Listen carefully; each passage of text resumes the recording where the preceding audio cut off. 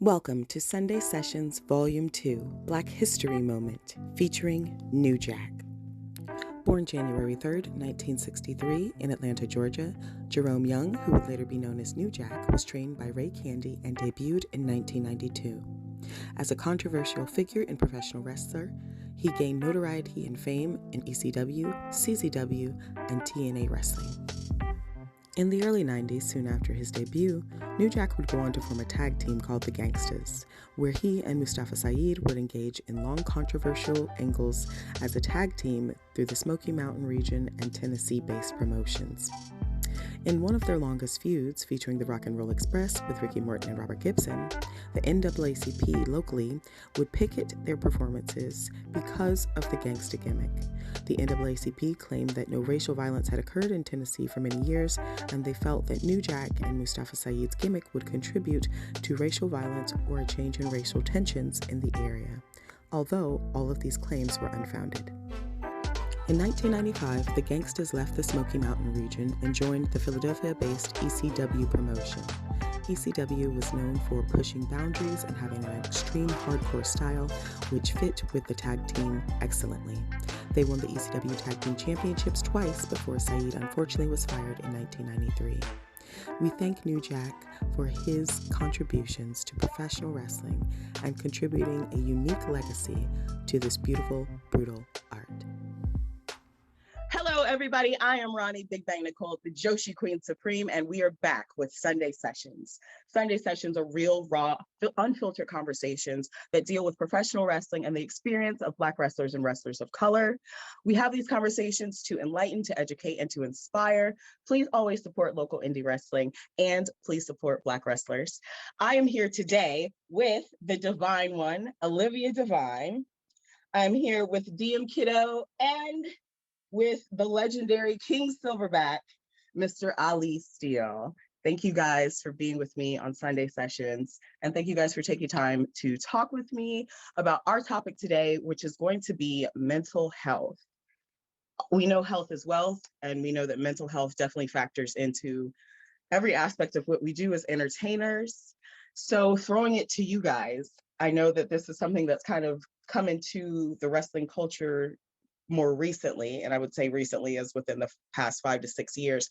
But when you broke in, what was the environment like around mental health, and how was it depicted, and how did you handle it as an entertainer?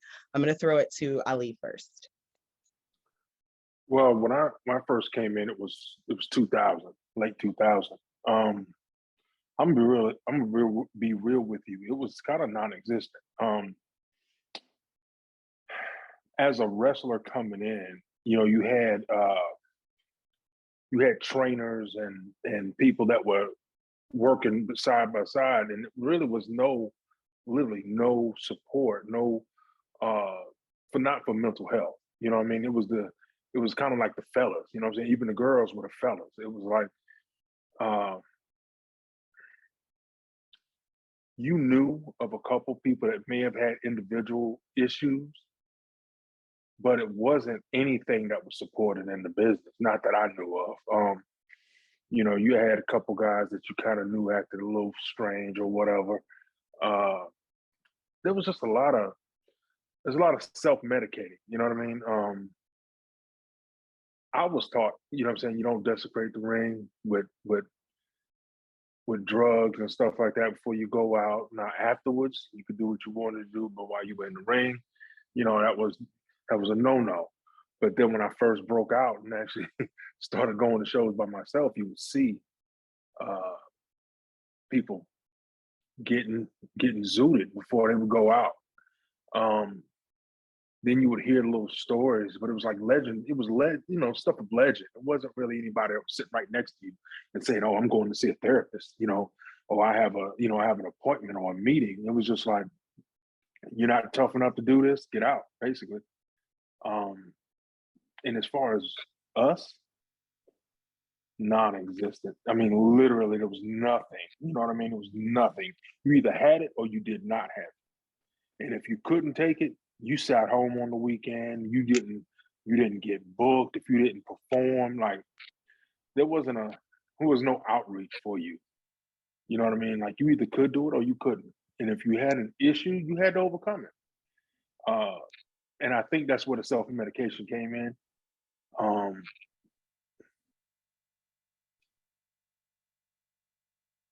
Yeah, yeah, that's where the self-medication came in. I didn't really ever feel I didn't start feeling any kind of mental health issues until I got older.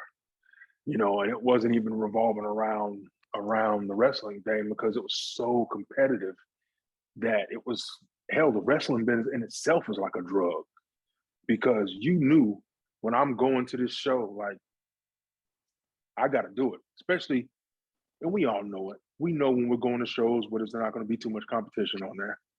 And we knew in competition as in who has done some of the things, who can perform with me, who can't perform with me, that kind of stuff. And that's where I think stress and mental health really, I saw it. I started seeing it affecting people that you would see were one way when we first came in, and then midway through, life has hit them, marriage has hit them, have hit them, like real life stuff has hit them, and depression. And you can, now that I know what I'm looking for, you can kind of see the depression. You can see the all the little anxiety and people, because when I came out, I was a bull. It was just like, it is what it is. Nobody, and I think that's what it was for me though. That just made it real, and it was an outlet, and that's how I kind of dealt with it. But when you get older, you know better, you do better. And now I'm looking at people and I just, oh man, you kind of reach out. But still, what is there right now, mental health wise for us? Like it's still a question. It's a question mark, big question mark right now.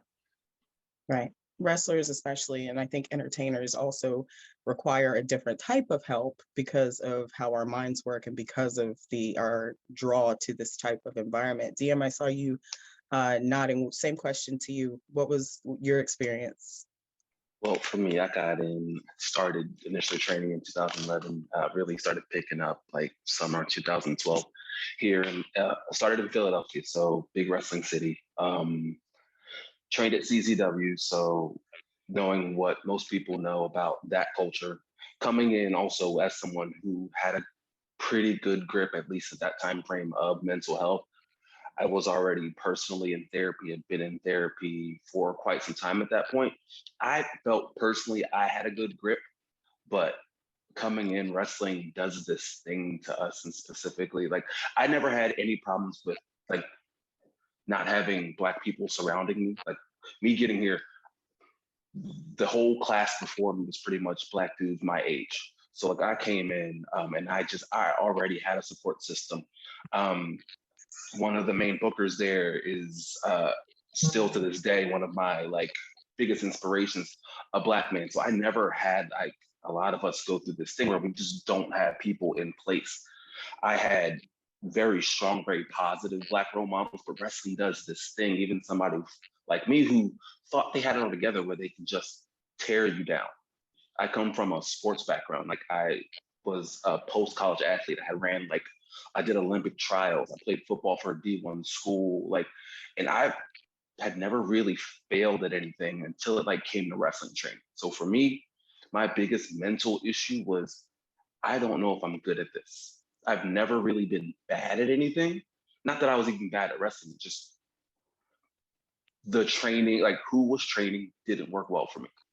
And so I would physically break down after training and just bawl my eyes out on a regular basis. And I had nobody to run to because everybody in wrestling, we're big old tough macho men. We're not allowed to express feeling. We're not allowed to show anything. And I don't come from that background where you were supposed to hide these things. I'd gotten to a place in my life where I was like, all right, it's cool. But now I'm here in wrestling and I'm being told, don't do that. You're showing weakness. And for me, and for years, it just ate at me until I just started breaking myself down. I just didn't believe any of the talent, any of the things that brought me to where I was. I just started doubting, and it just literally, it was crippling for years being told all these terrible things and not really having anyone around me in the sport that had a grip on mental health, because where I was at, everybody was coping with drugs, and that wasn't my thing. They were going out drinking like crazy. Like, I'll have a cocktail, but going out and drinking my sorrows away wasn't my thing. And so, like, my coping mechanism, and it sounds so terrible thinking back now, was like putting myself down. You're not good enough, so where you're at is just fine. Like, you'll never be good, so just be okay with just you're existing right now, and that's all you're going to be able to ever do. And for years, I want to say, Lord, at least 7, 8 years, that's where I was. And it just was, yeah, that's just didn't have anybody. And it took until recently to really go, nah, like, this is what you do for a living. There's no reason that you should be succumbing to this other thing when you wake up every day and you help people on a regular basis with mental health. This is your job. You shouldn't be the person to be succumbing to this because you know better. Right. So that's kind of my story. Olivia, for you as a woman, I know that we have a little bit of a different experience, especially as Black women in the business. So how has it been? I see you shaking your head already. How is it? And I'm not laughing because it's funny. It's just like we all have the same story, and I know I'm going to hear at least 3 or 4 things that have happened to me as well, because that's just the reality of our experience at this point. That's what I'll say at this point. So what has been your, connection and relationship with this? Well, I started back in 2009, and back then it wasn't really a lot of schools. It was really hard to find.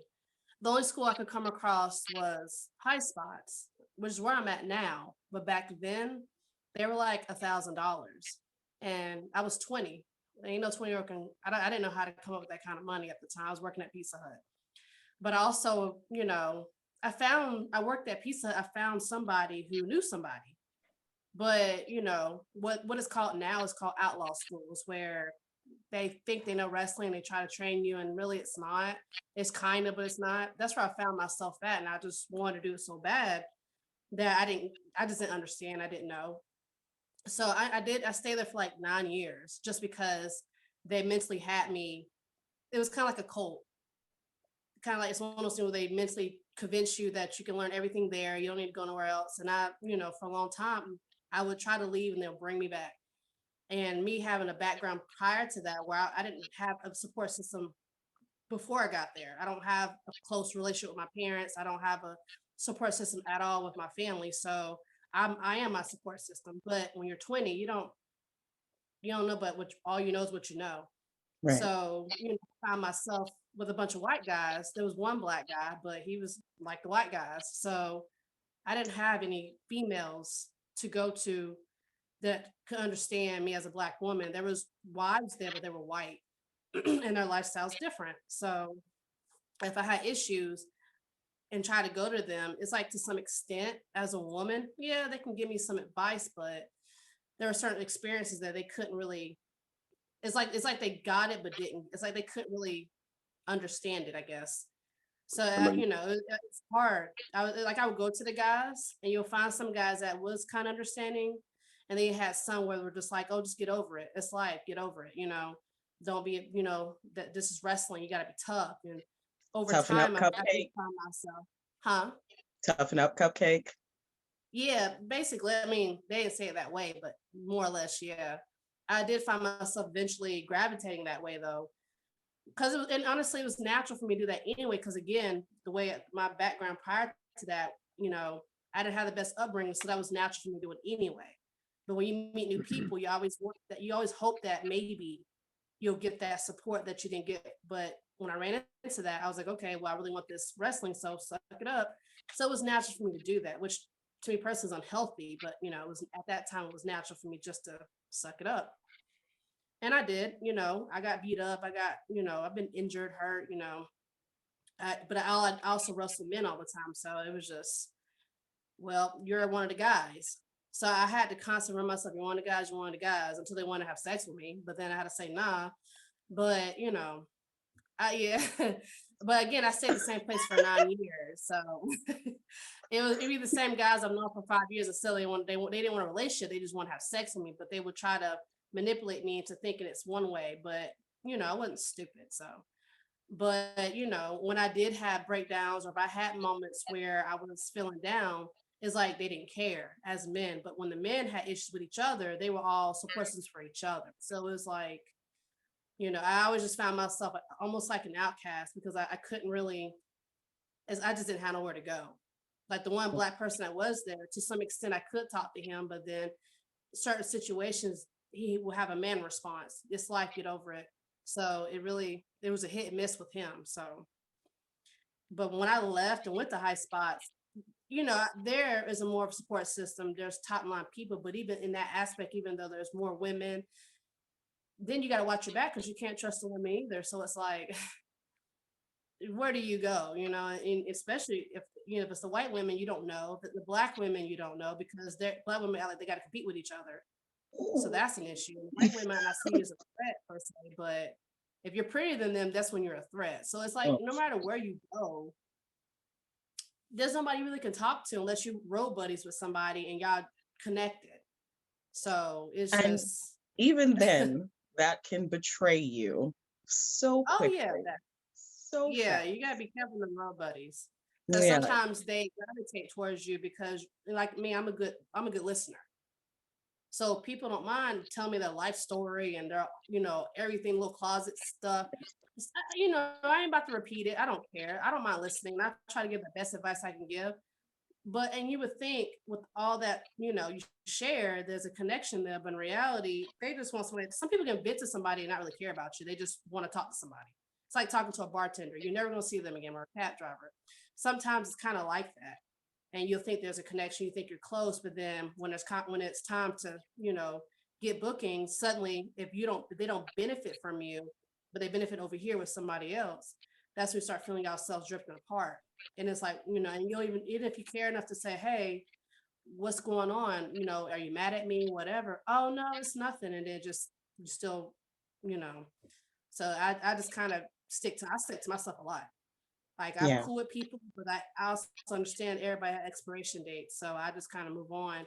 When people start moving funny, I move to the left because I have better things to do than keep trying to beg people to, be my friend or be my sister, this sisterhood. I just, I try not to be in that negative mindset, but unfortunately with the type of environment that we're in, we're all trying to go to the same place. Even though we shouldn't be competition, unfortunately we are, because who's going to get booked, you or me? So it's like, it's not going to be you, it's going to be me. So, it's just, it's a lot. It's a lot It I've learned. is.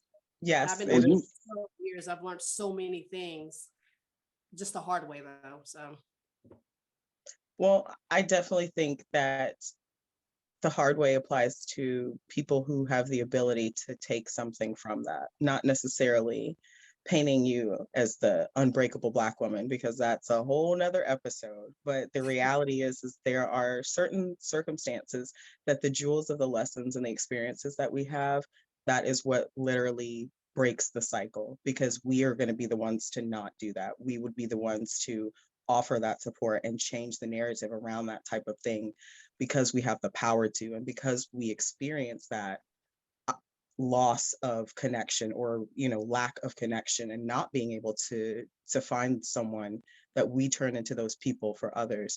Ali, I saw you wanted to jump in. Well, I was just gonna mention that she's getting it from all sides. You know what I mean? She's walking into most locker rooms, and I had the pleasure of seeing her a couple weeks ago in I think it was Rocket. No, it was Wadesboro. She was in there again with with about three other girls, ladies, and I was really like, wow, she is tall. Like I was like, why haven't I seen her work? Like where the hell have I been? Like I don't understand it. I was, and she, of course, she had the Devine name, so I was like, I wonder if Michael knows her. Right, I thought the same thing. Yeah. Hey, I saw her flip the switch, and I said, ooh. I said, ooh, she's something special.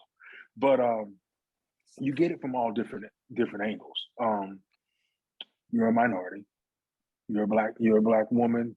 You're also, so when you walk in and then on the other side, you walk in and get the look like, oh wow, she's something major because of your stature. You know what I mean? You're looking down on the guys, and they're like, oh man, she's gonna take my spot here. You know what I mean? And that's me coming in, honestly. They're talking about support systems. I envy him for talking about him having so many black people around him.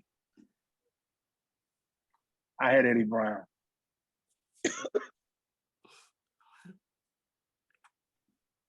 I had Eddie Brown. And he told me I wasn't Eddie Brown. We both had Eddie Brown. And he told me I wasn't gonna be shit from training. So I was like, okay, I'm gonna whoop your ass one of these days. And it happened like not even 6 months later. So it is what it is. But phenomenal worker. But mentor in this business, I can't really, I met Caprice Young when I was young in the business.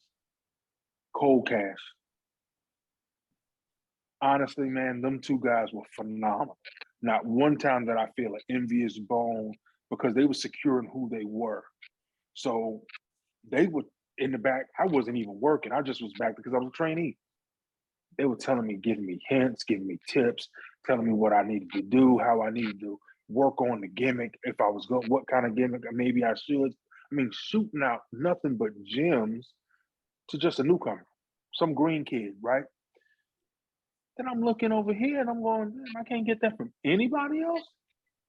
And I'm talking black, white, or indifferent. I mean, you got it from nobody. And I guess it's just because it's a cutthroat business. That's what I kept getting. Oh, it's a cutthroat business, man. You're only going to get maybe one good friend in this business. So I tried to change that ratio a little bit because I did like almost 11 years of singles wrestling and no tag teaming, just singles. And it's kind of tough going in the locker room, sitting, everybody's looking at you. And I had a little bit of a reputation, you know what I mean? Because I was coming out of CW's camp. So everybody was wanting to see if I was going to be what they were expecting. So you had to prove it every time you went out there. Now, without a support system, honestly, and nobody telling you, oh, you did okay, or you did the drizzling shits, or hey man, you did phenomenal. You kind of develop a little tough skin on yourself because you start taping your own stuff and you start looking at your own stuff and you start critiquing hard. And you kind of had to learn to be your own support system when it came down to it. But that is kind of why I do what I do now. Actually, at that show, it was me and Derek, and I kind of wanted to talk to some of the younger people because, like right now, I have a couple people that inbox me, and I told them, if you ever have a question, you ever have a wonder, because I'm one of those people, man.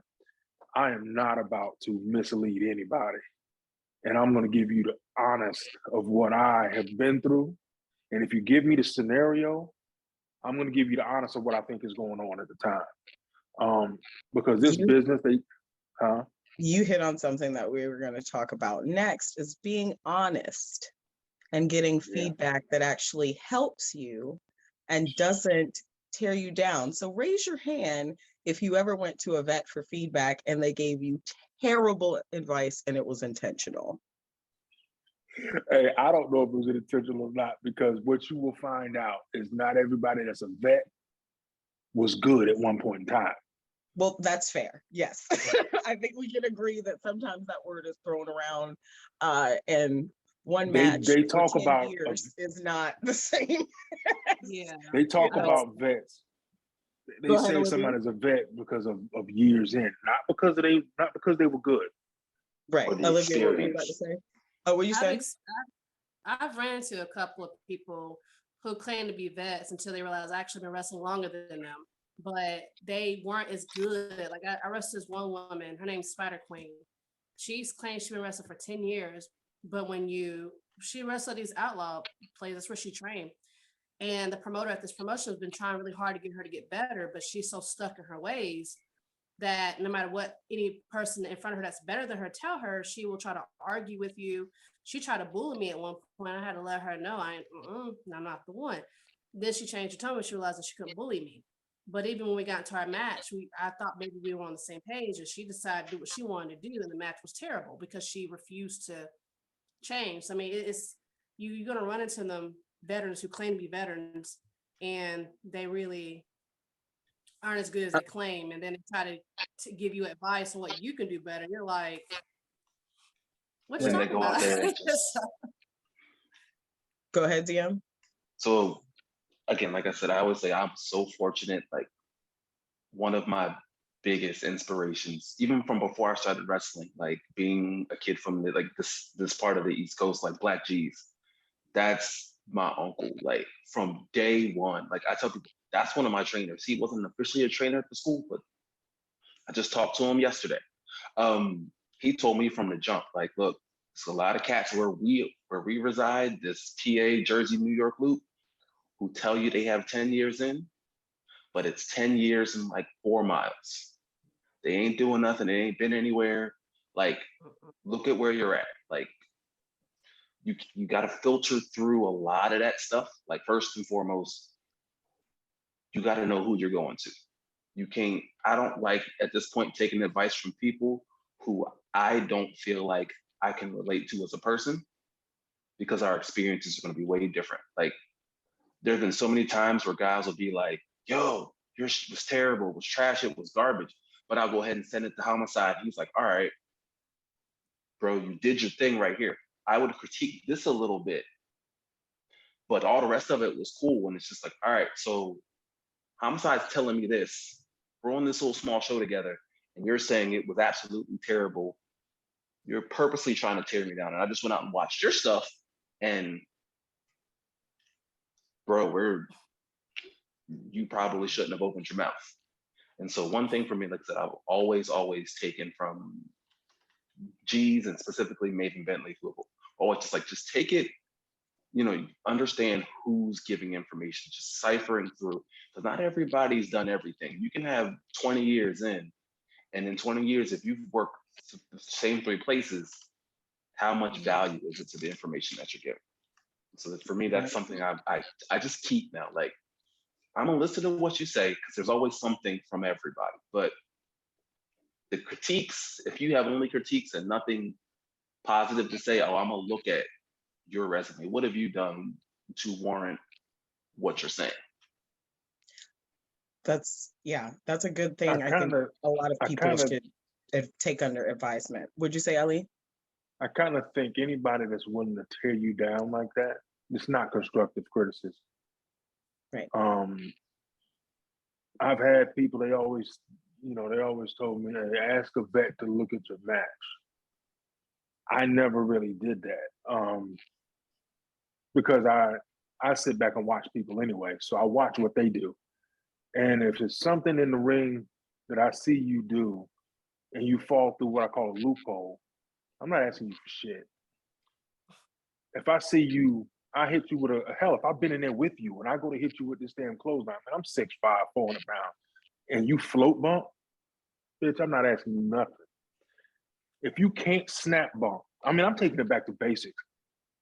If you don't know the snap bump on a knockout punch, come on, bro. I mean, it's feelings and ways, and if you watch what they do, and and a lot of them, when I came in, they were trained in the 80s.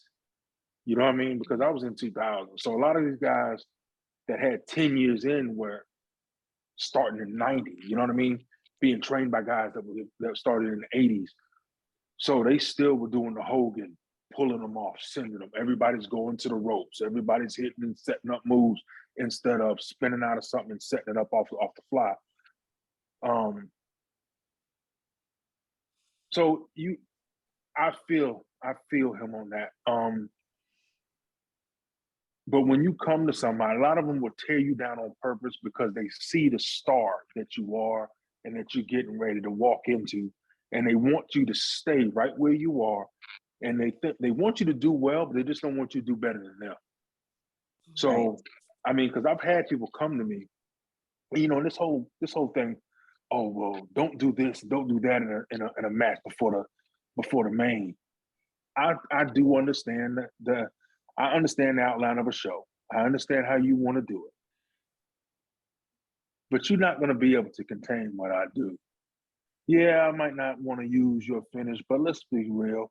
At one point in time, everybody was using a spine buster, everybody was using a super kick, everybody was using a variation of different suplexes. So you're telling me I can't use this in the first and second, third match because this veteran is supposed to be in the main or the person is supposed to be in the main? I think a lot of that, oh, you did, you know, your match was trash. I think a lot of that is you made him have to step his game up. You made him have to do more in his match. He wanted to go out and talk for 20 minutes and then go out there and hold somebody for a while, spin out of something, 1, 2, 3, and it'd be over with. But now you have raised the bar. Now he has to come out, and all these little kids and all the fans that are out there, if he wants them to chant it, if he wants those people, he's gonna have to come and get them. And I don't get mad at the younger guys when they go out there and do things. And actually, I tell older guys when I'm talking to them, you keep calling these guys spot monkeys. I was trained to do spots. Spots move you from and transition you in matches. They help you in matches. So if you can't run spots, if you don't want to remember a spot, you're lost right now, bro. You need to, you need to sit on the sideline. Period. But So as wrestlers, we have, especially Black wrestlers, we have the unique layered experience of having to often compete in areas that are not saturated with other Black wrestlers, but there is the scarcity of having representation, but there's also the fear of having too many Black people on a show. So that weird mix of you don't have enough Black people, but you also won't book me on your show because you don't want to have too many Black people. Like, how, living in that space as a performer and as an artist, how do you all, deal with that mentally, going from place to place, especially working in new areas? DM, I'll throw it to you, and then Olivia. All right, for me, my first thing is I don't compete with anybody. That's my number one rule, especially not a Black person. I'm not competing with you. I would much rather, like, if it's got to be you or me, I make enough money in my real life to do what I got to do to facilitate what I want to do. I have other skills. I may not, if one of us got to have a match, you take it because I want you to shine because I'm going to find my shine elsewhere. I'm too good at too many things to not get that shine. So for me, if it's got to be one, go ahead. By all means, have it. So there's never a reason for me to have to backbite. There's no reason for anybody to have to backbite off of me because I got the receipts. For years. Go ahead. This, so and so. Let him have it. Let him have it. Let her have it. I'm cool because I'm still going to show up and be the blackest me that I'm going to be. So a lot of times I'll just show up and in my presentation is enough. Like, so I never felt the need to like, oh, it has to be one of us. Like my mind doesn't even focus like that. Like I want us all to do well. So that means I gotta take a step back for you to be cool. That's just what I gotta do. And we'll figure out the rest from there. I'll get an opportunity somewhere, somehow. And that's just that at this point in this juncture of my career, that's where I'm at. And that's my direction. Like I've been pulling myself off of shows recently, just like, you know what? I think somebody else is a better fit. And that's just me and being torn down and being in that situation for so long of it could only be two Black guys, or if it's two of y'all there, we're gonna put y'all together, or y'all gotta face each other. And it just for me, it's no, just let him get his shine, let her get her shine. Because like I said, give me all I need is a moment. It don't matter when that moment happens, all I need is one moment. And I promise you, it's enough space for both of us at that point, or however many. And that's just how I operate. So And I know that's a little bit different than how a lot of people take it. That's just where I'm at. So Olivia, working in those same parameters, but not really focusing on the competition that it's presented between us, but in the larger aspect of indie wrestling, who is booking and making those decisions and how that is set up. How do you work within that space? Well, the thing is, for women, there's not really a lot of us. Like there is like women are more and more women are coming up, but we're so spread out. So a lot of promoters are just trying to get whatever woman they can get at this point. But I have came across where where like a promoter, booked me first and put me on the flyer. But then they got another girl, she just happened to be white, and I noticed I was removed and she was put in the same spot I was in.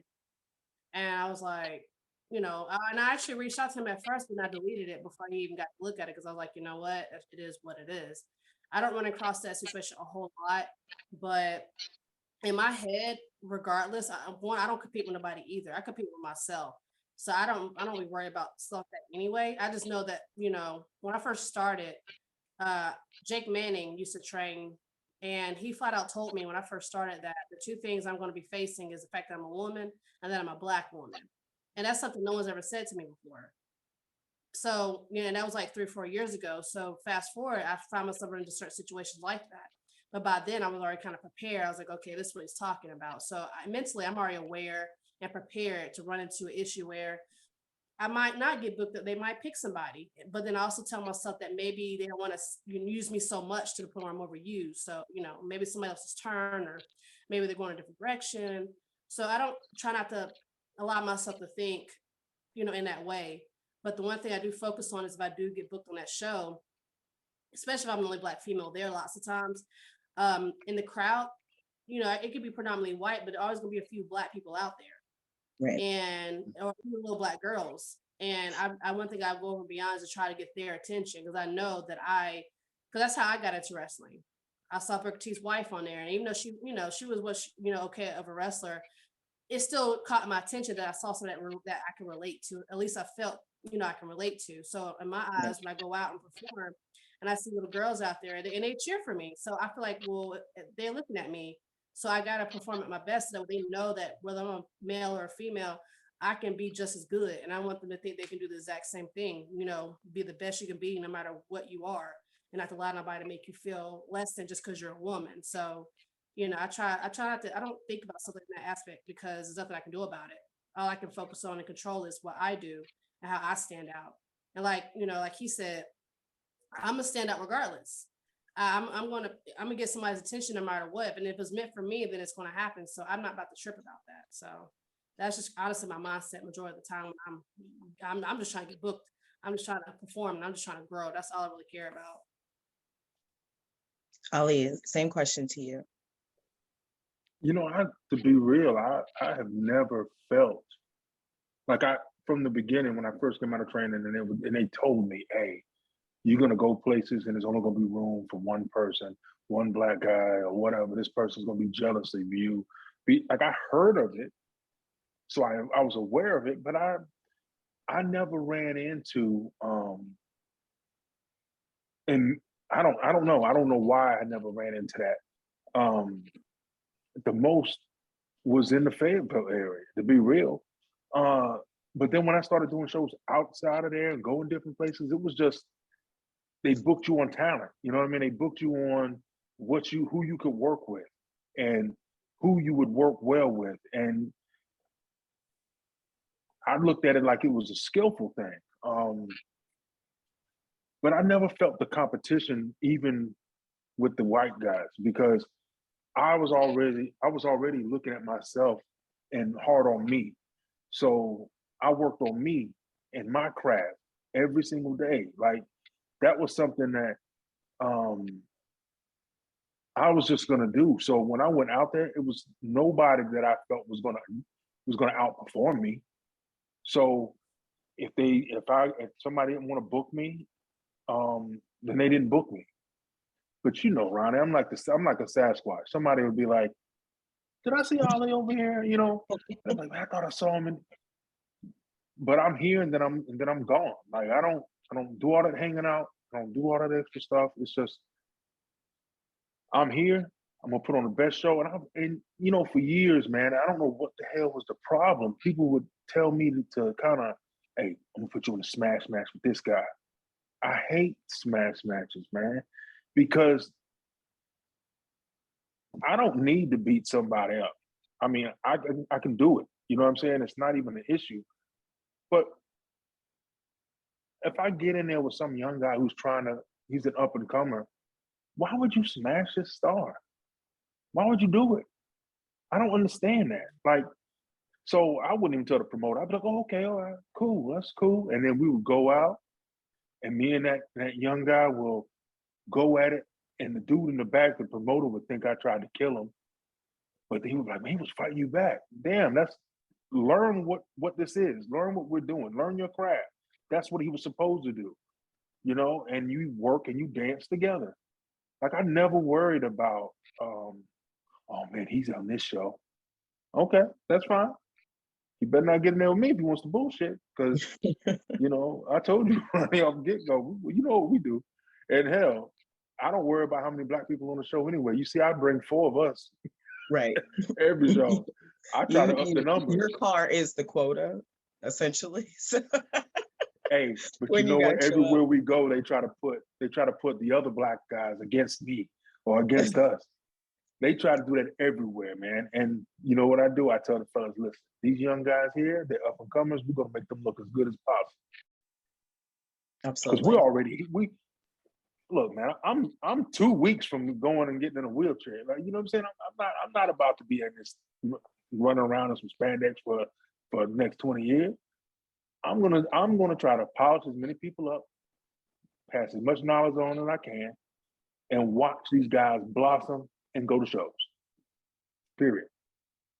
So speaking of blossoming, the changes, I guess, that have occurred within wrestling from when all of us started and the resources that are now available, especially post-COVID, and well, I guess we're technically still in COVID, but post-lockdown, there we go, really brought a lot of mental health things to the surface. And so we all know mental health is our wealth. And again, as wrestlers, we have to wrestle with our real life issues as well as anything intrapersonal or interpersonal that's going on at the shows we go to and the places we work for. So coming into this new era of wrestling, and I'm kind of saying maybe, 2010s on, what do you guys feel are some of the things that have helped you as a Black wrestler to balance the work-life situation as well as your mental health, which does take a hit? I'll start with Olivia. Well, for me, honestly, when all lockdowns happened, I was at my best. I'm an introvert, so I was doing real good. And plus, I work from home, so I was fine. When the gym shut down, that's kind of, I was like, And then, at that time, before everything shut down, I was just getting my feet back. I had suffered a knee injury like the year before, and I was out for 7 months. So by the time February came around, I was finally starting to get my name out there. I was finally getting all these bookings I've been working so hard to get just for everything to shut down. So that did depress me because of that. But I just told myself, okay, well, I just started going to a track at this elementary school down the street from my house because I was determined not to gain weight and I was determined to keep myself focused. So I went to the track almost every single day running. I started fasting and I started trying to drop weight. But the one thing that did happen to me is I was in a really bad car accident. And literally, it was like June 14th. I got into a really bad car accident, almost died. Because I drive a little Uber and Lyft on the side. I took a month off when everything shut down and I went back because I needed money. And, I was in a bad car accident. A girl died. Her baby was injured. That was traumatic for me. And then I had to go see therapy because, my family were not support for that at all. And then on top of that, a girl literally died behind me. So now I'm dealing with survivor guilt, which I still deal with. So I started seeing a therapist. I started reevaluating my life. I saw a psychiatrist on top of that. I just really was determined to get my health back on track because I just love wrestling so much. I just refused to let it, get me down. But I did find myself in situations where I was like, am I too old? I'm 30 at this point. I'm not 21 anymore. Maybe, I found myself questioning my age, my abilities. But I guess once I started seeing a therapist, it really started to dive into not only, that aspect, but I started diving into my past because I started realizing I didn't do my childhood traumas, which was holding me back a lot.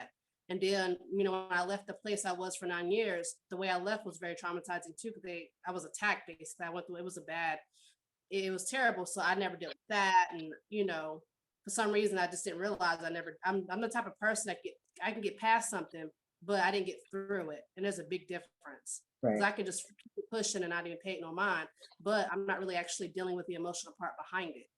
So it was so much I was trying to fight, and I realized I had to stop fighting and just deal with it. And once I did, I found that my peace. I found myself at peace with a lot of things. And once I found my peace, I found my confidence, I found my self-worth, I found a lot of things that I didn't realize how much I didn't really value myself. I didn't realize how much I was sacrificing for other people who didn't care about me. And then I found myself getting upset because I'm such a nice person that I'm just always willing to help. I'm always willing to, do whatever I can to get people. That's just who I've always been. But that's also a curse. It's like a blessing and a curse to be like that. And at this point now, I'm still at peace. But I've also learned that I could be a nice person all day long, but I still got to pay attention to myself. I got to make sure that I put myself first. So yeah, I don't mind helping people out. I give advice all day long, but I'm gonna take care of me first. I'm gonna make sure I get myself out. I'm gonna promote myself. I'm a book for myself. I'm gonna make sure I get my pictures. I'm gonna work on my promos. I'm focused on me. So I feel like the pandemic either made you realize some things, or you just are just being stubborn. But I took the reality checks that I got from, and I think the accident really what helped me view it too. But the pandemic prior to the accident also started making me realize I need to be more motivated. This is a lot that I don't know. Even that year and everything, recovering and finding that motivation and learning patience on top of that, because sometimes you get so motivated, you get eager, but then you're like, what's not happening fast enough? What's going on? And then you got to tell yourself, okay, your time's going to come when it's supposed to. So just slow down and focus on what you can do instead of focusing on what you can't do, kind of thing. So yeah, it was an experience. It was a lot. Yeah, It's a lot. I'm sure. Ali, what about you? You've come from a different generation, so I know that you've probably had to utilize different tools to kind of um, come from what you were taught in terms of what the reality is now. So what about you? Well, I've never been had a lack of confidence. um, but when I hit 40, oh gosh, when I hit 40, I was kind of like her. I was like, oh man, I'm getting too old for this, man. I need to just kind of retire to a rocking chair. Like, what in the world? I'm going to shows, man, and these young cats are kind of remembering, and they're like, "Ollie, can we do this and do that?" I'm thinking, "Oh boy, my knees and back hurting right now, baby." But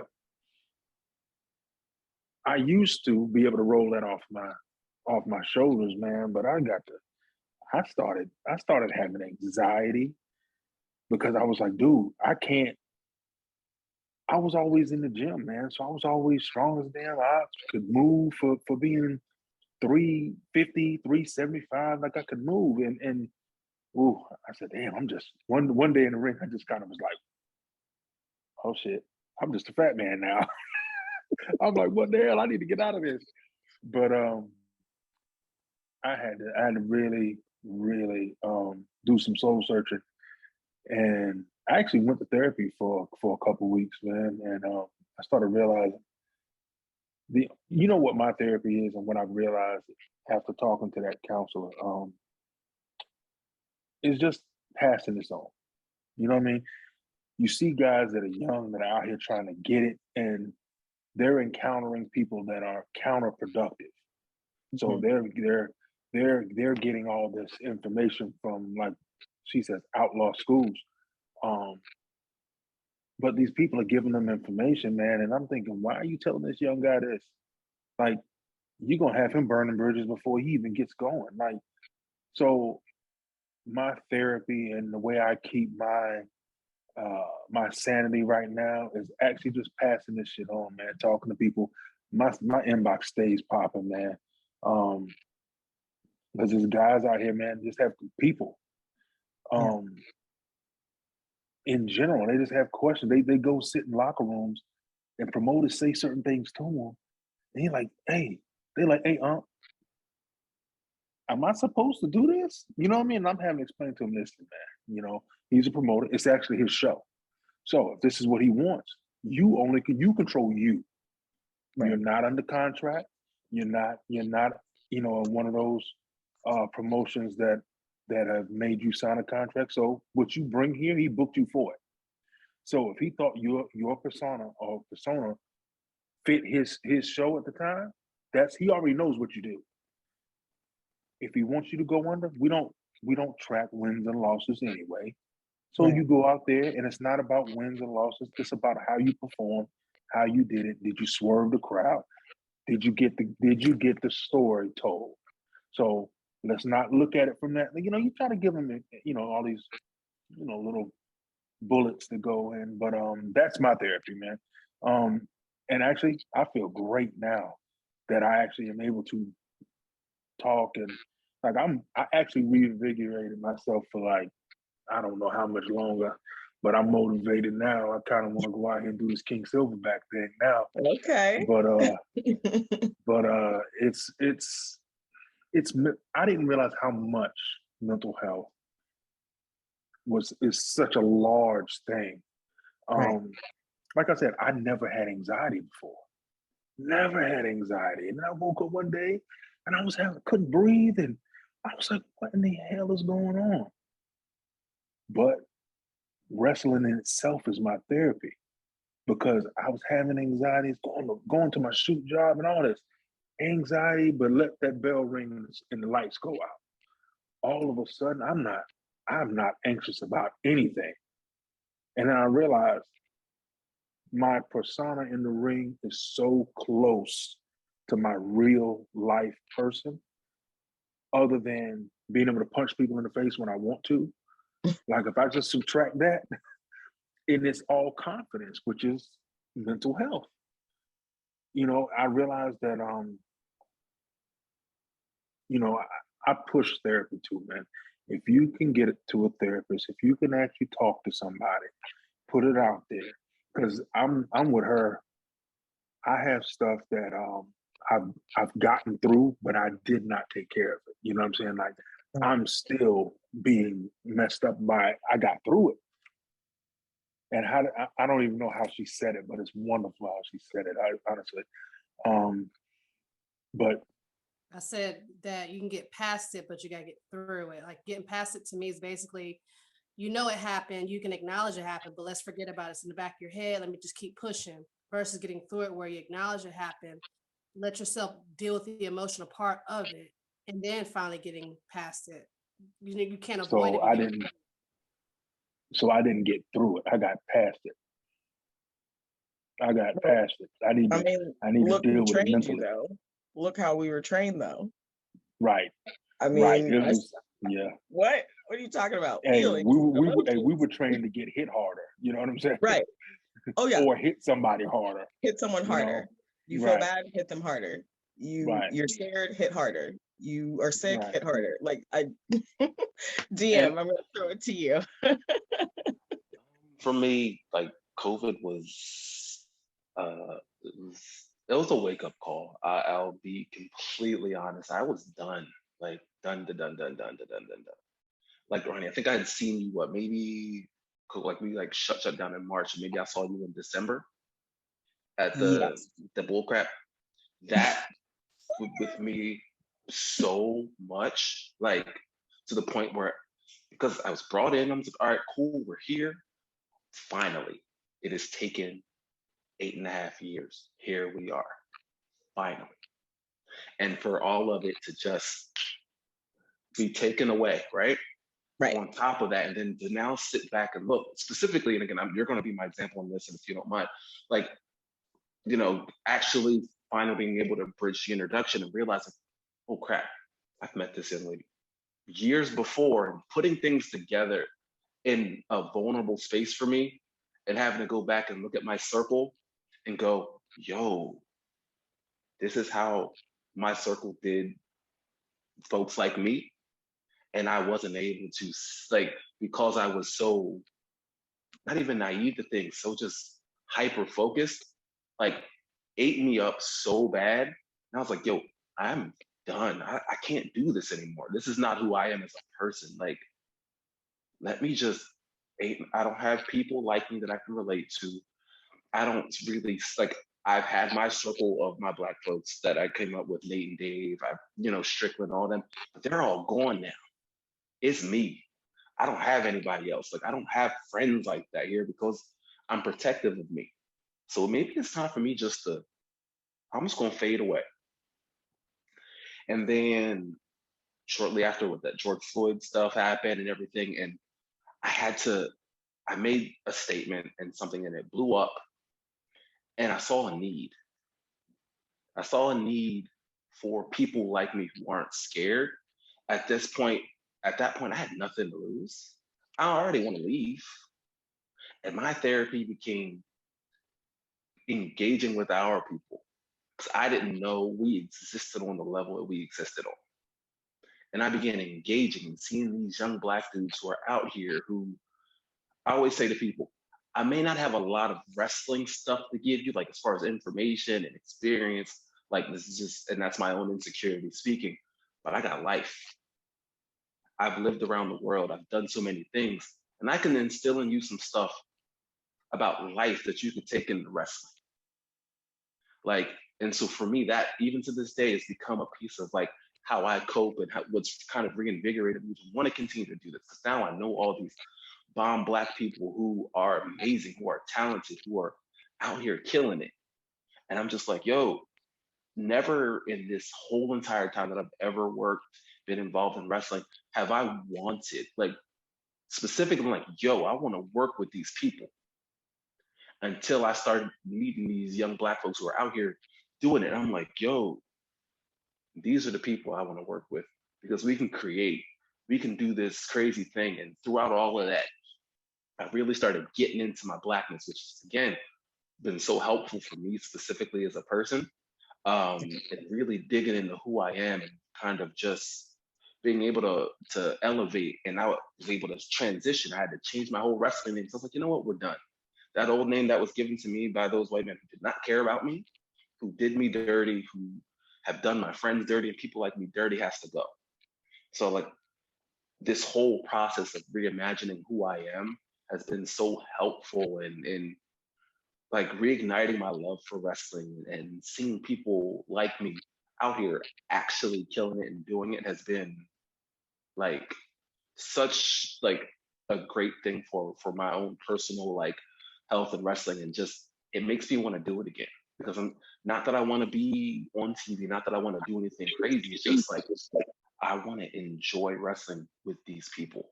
And so for me, that's kind of just been my like COVID and post lockdown experience has just been watching Black wrestlers flourish and just getting a contact high for that. For me, that's so awesome. Just getting that contact high, just like, yo, y'all are out here. And now we can talk about this stuff that I've been kind of been getting told I was being too loud about in the past. We can outwardly say this, and it's not, it's still a big deal, but now I got people that are going to uplift that I can uplift. For me, that's just been the move. Yes, very rewarding. Speaking of rewards, we're going to close out with a wrestling game. I did steal this from another wrestling YouTube channel. I don't care. It's called What's in the Box. It's actually a basket, but I feel like what's in the basket sounds stupid. So we're just going to go with this. So inside is a bunch of stuff. I'm going to hold it up and you guys have to guess what wrestler is associated with which item. Disclaimer, there are no actual drugs in the box. Just putting that out there. Don't want YouTube to come after me. But yes, some answers are very easy. Some could have 3 to 4 people. Sorg is going to keep score, hopefully. Yes, maybe. Sorg's keeping score. He's doing it. And so the person with the most points at the end, each correct guess is 1 point, will win Moon Knight number 7. Not plugging Disney Plus, but I am real excited to see that show because I actually love Moon Knight. So someone will win a fair to mint condition of Moon Knight. What did I say? Number 4? Was it 4 or 7? 7. I think it's 4. It's gonna be 4 or 7, guys, because I'm parting with my personal collection here. You know what I'm saying? So whatever the spirit says is gonna happen is what's gonna happen. But I promise you it's gonna be like nice condition in the sleeve. I'm gonna send it to you when you win. So we're gonna get started. I'm just gonna randomly pick a number between 1 and 10 to see who goes first. DM. 7. Okay. Olivia 5. and Ali. Pick a number between 1 and 10. 2. It was 3. You're really good at that. Okay, so I'm not gonna look. I'm gonna pick. First item is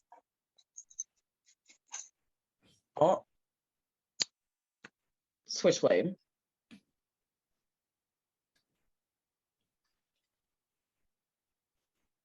What wrestler would this be associated with? Razor Ramon? Eh. Oh, okay. Try again. Oh, okay. Someone else can steal if you think you know. Yes, DM. Jay White? Maybe? That can be good. No. Olivia, you want to try? Oh, I don't know what that was associated with at all. Okay. In-ring situation.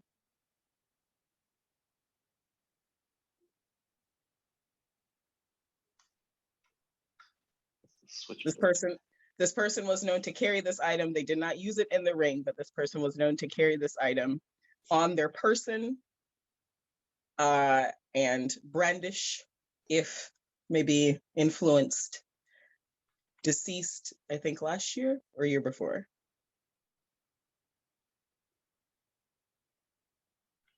No one? Oh, is it Jerome? Is it Jack? Nope. Okay. The answer is New Jack. Oh, I've never seen him carry that before. Yes, this is. I didn't know that. You gotta know. You gotta know stuff, obscure wrestling stuff. Okay. Next item. I'm not.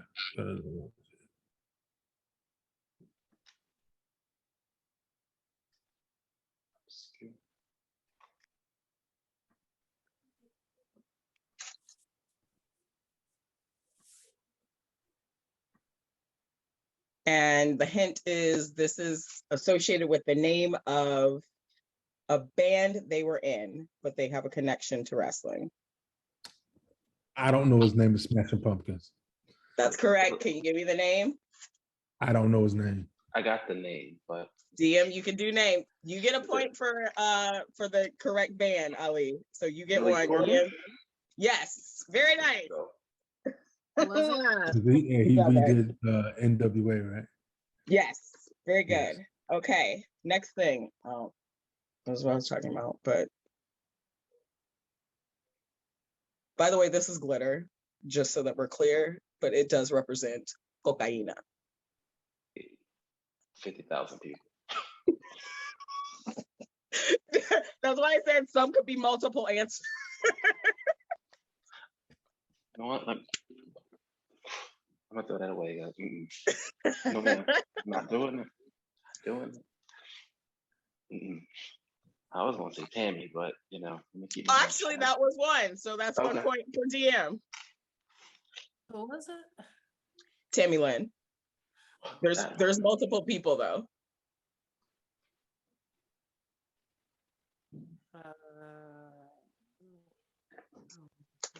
I mean,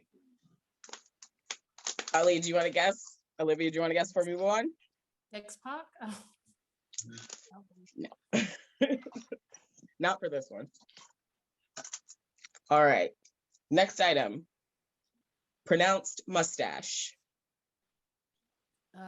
Bobby Roode or Rick Rude. Yes. A point for Olivia. Anyone else? I was going to say the Blackjacks. Who? The Blackjacks. Yes. Very nice. You got my obscure. Ali, do you want to guess? Who's got to pronounce the mustache? There's a bunch. There's like 8 I wrote down for this one. 8 in English. I had one like that too, I think. Stan Hansen. There we go. Nice. Everyone gets a point for that one. Sorg, I hope you're keeping track of pointing.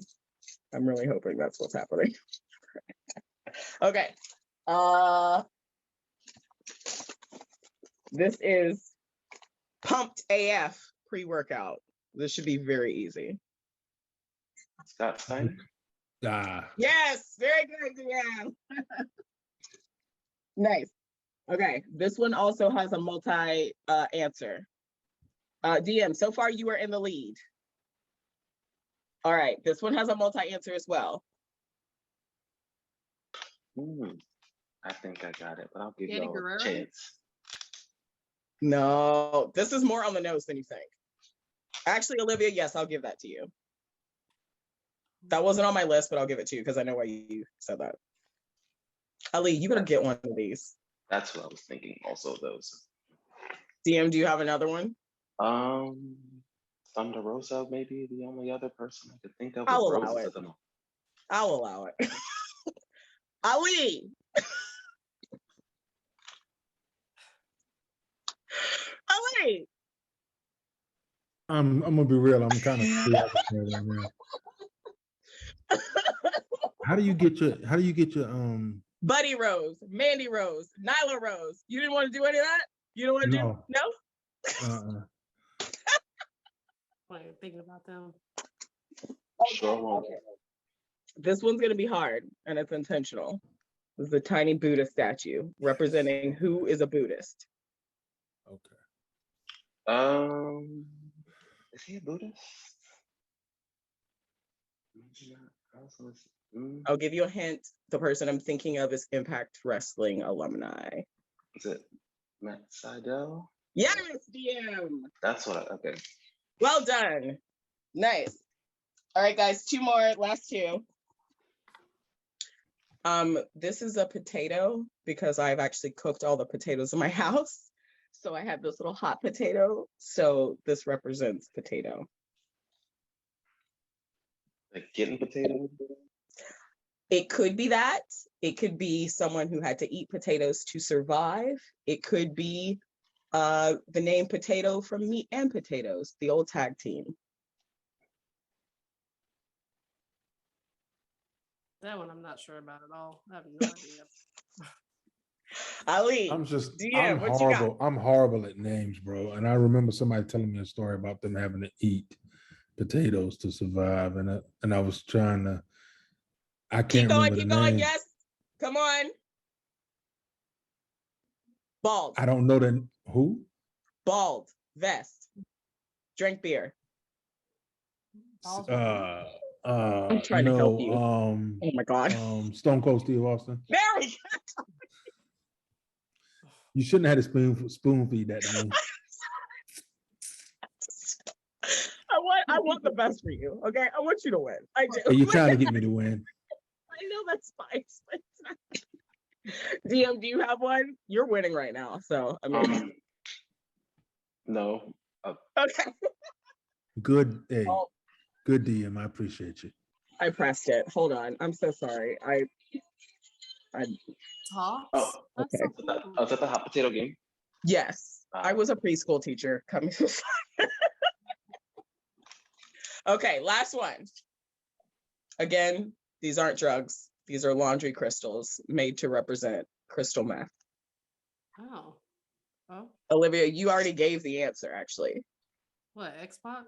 Boom! There we go. Oh, I didn't know he was on meth. I thought he was on cocaine. He got caught in the airport with the meth. Yeah. Well, there were other, let's not get into the weeds on it, but great job, everyone. The winner is DM, so you will get Moon Knight. Actually, do you want 4 or 7? So you can pick. Dealer's choice. Don't do that. All right, we'll talk about it. Oh, guys, thank you so much for playing What's in the Basket. Oh, see, sounds so dumb. What's in the box with And thank you so much for joining me for Sunday Sessions. As you know, Sunday Sessions are real raw conversations around issues that surround Black wrestlers, especially when it comes to mental health. That's not something that only wrestlers deal with. We all deal with that. If you can, please seek out therapy or mental health services if you're feeling like you can't cope, and make sure that if at any point you're feeling not so great, you reach out to a support system if you have one. I will be putting a list of resources for North Carolina specifically in the description box of this video, just to help anybody out who needs that. I'm a big advocate for therapy, so I am definitely a part of Black Girls Who Go to Therapy, yay, yay. And I recommend other people to do the same. I have been joined by the amazing DM Kiddeaux, Olivia Devine, and Ali Steele. I'm gonna let them tell you their socials and how to find them before we close out. DM? All right, you can find me everywhere at DM Kiddeaux, literally on all the platforms. Or you can hit the website, heykidvicious.com. So art and cool wrestling related and non-wrestling related things. That's it. Olivia. I mean, you pretty much can find me all social sites, Facebook, Twitter, Instagram. I think Instagram and Twitter is Olivia Devine Pro. And then Facebook is just Olivia Devine. I have a Facebook page and a wrestling page. So either one, you can reach me there. And King Silverback himself, Mr. Ali Steele, where can we find you? On Insta, I'm on Facebook, I'm on TikTok also, but everything is A.Steele. So if you just look up A.Steele, you find me. I'm not on Twitter though. I still ain't wrapped my mind around it. We'll get you It'll there. be out of it'll be out of style by the time I get on there. Thank you guys so much for being with me. I'm Roni Big Bang Nicole. Make sure you're following me and you hit that notification bell so that you don't miss a premiere of Sunday Sessions. Remember, our very last episode is going to be live and it's going to be lit. Make sure you guys tune in. Thank you again for joining us. I'm Roni Big Bang. Peace, love, and wrestling.